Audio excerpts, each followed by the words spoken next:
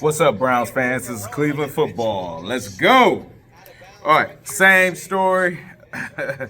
Same story.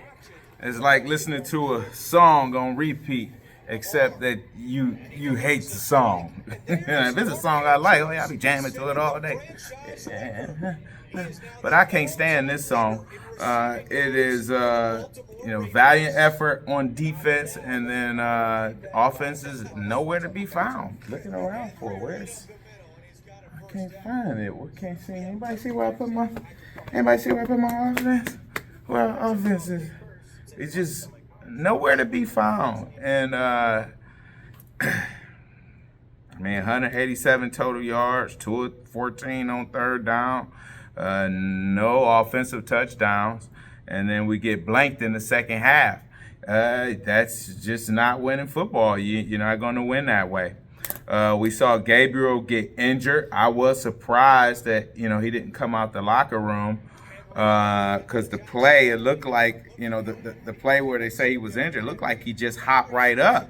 But I guess he was injured on that. Looks like a concussion, but he did get booed. He was 7 of 10, and every errant pass or missed throw, he got booed. And I hate to see that. I mean, he is he's a young guy. Again, I said I give rookies grace, but the fans want what the fans want.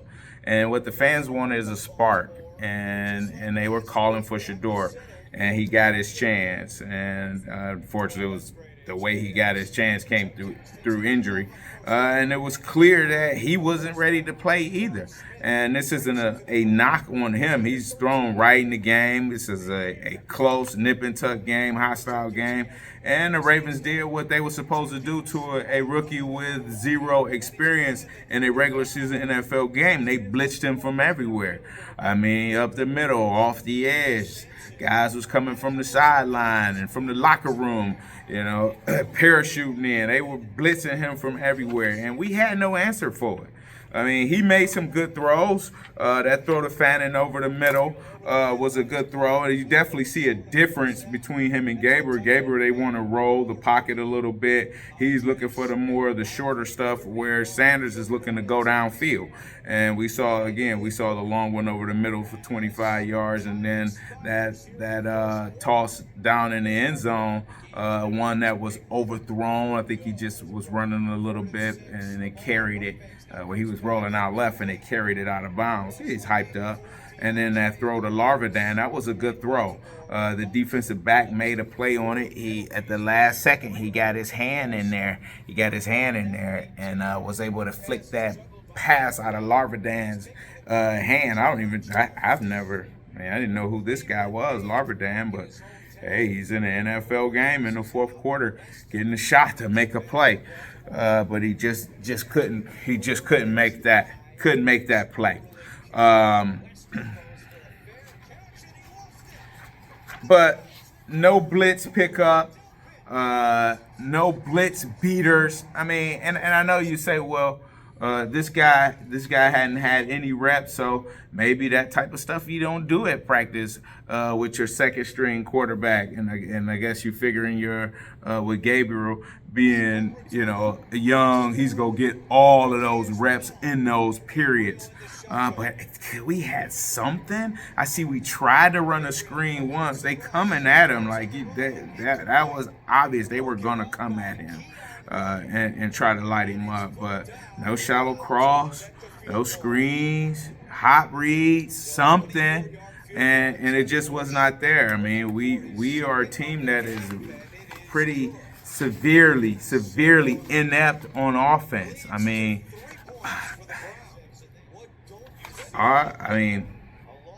in preparation, in scheme, and making adjustments during the game. Again, we got blanked the second half. And there are teams with similar talent to ours, or maybe not even as much talent as ours, but they're able to put something together and be able to move the ball. And we just cannot continuously or consistently move the ball and score points. And that's what has hurt us all season. Again, it's the same song. All right, same song. I can't even, I took notes and I can't even read my writing. But because our division is so bad, it's so sorry, we're still in it. But it's super frustrating because it's like you keep dangling that thing out, dangling that carrot out there, dang, or that old commercial where that fisherman got that dollar, dude. Oh, you got to be quicker than that. Like we just can't get it.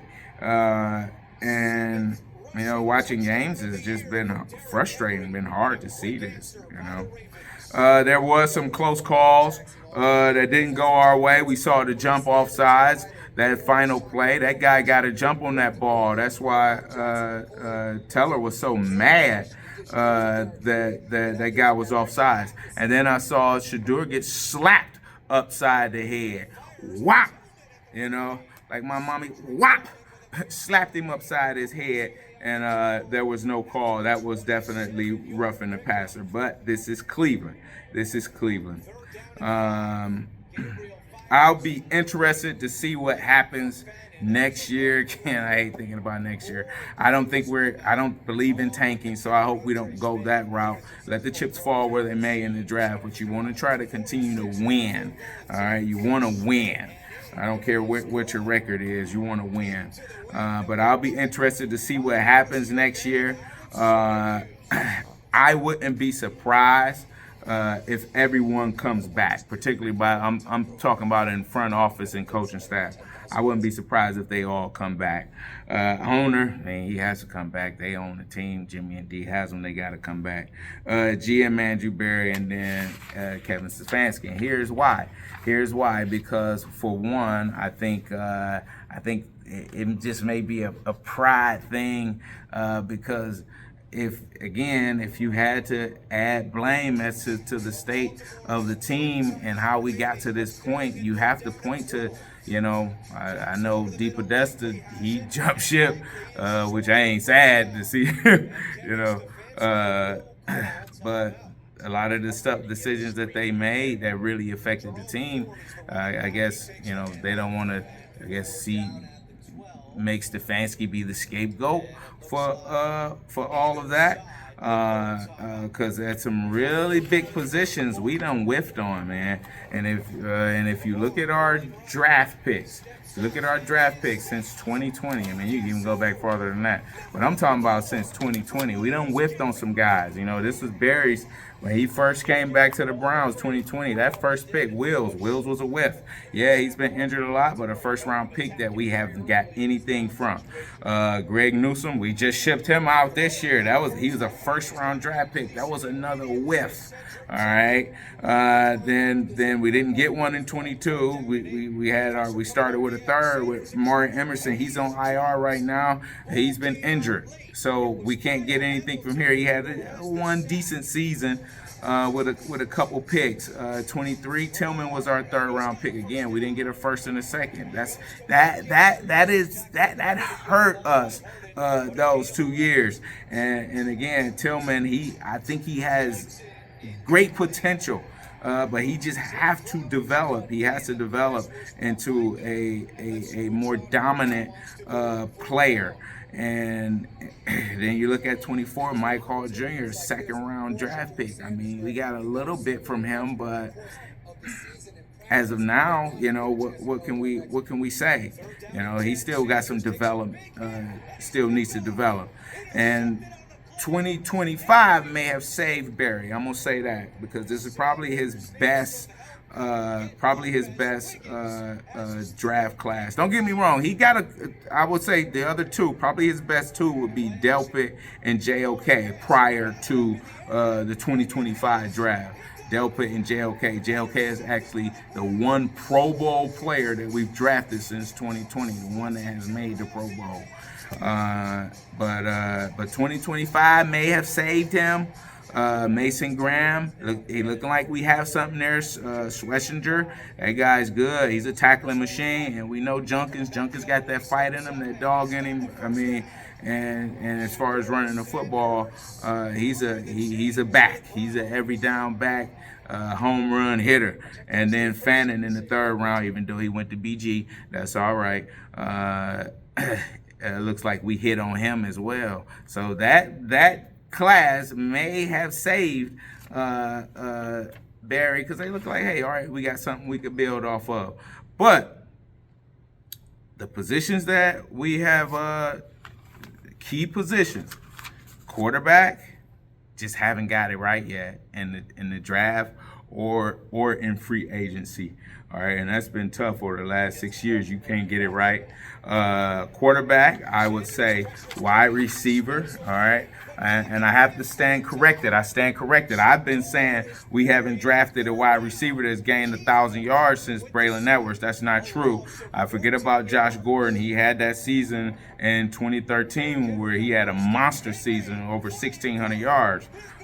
So you know, but that's still when we draft him in 2012, I believe. So it's been over 13 years that we've drafted a receiver that has gained over 1,000 yards. Still no better, and only 3 in the last 21 years. You got Kellen Winslow, he's a tight end, Braylon Edwards, and Josh Gordon, receivers, pass catchers that we have drafted that has gained 1,000 yards. That's 3 in 20-something years, and 1 in the last 12 years.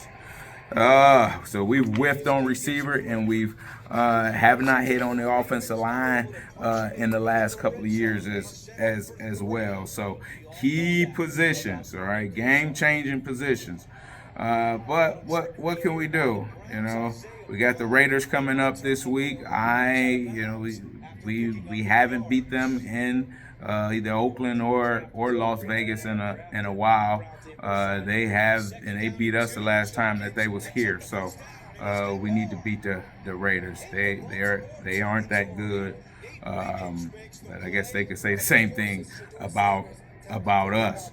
I would like to see more of Sanders going forward with a full week of practice, with all of the checks and all of the periods that, you know, blitz, pickup, third down, goal line, everything that it takes to run an offense.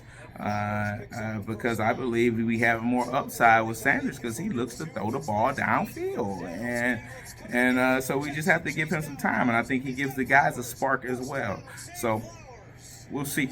We'll see what we do this week, but we are still in it, and it's just slow and painful to see us still be in it and not be able to make any progress. So this is what I have for you today. If you like, hit the like button. Be sure to share, be sure to comment, and be sure to subscribe.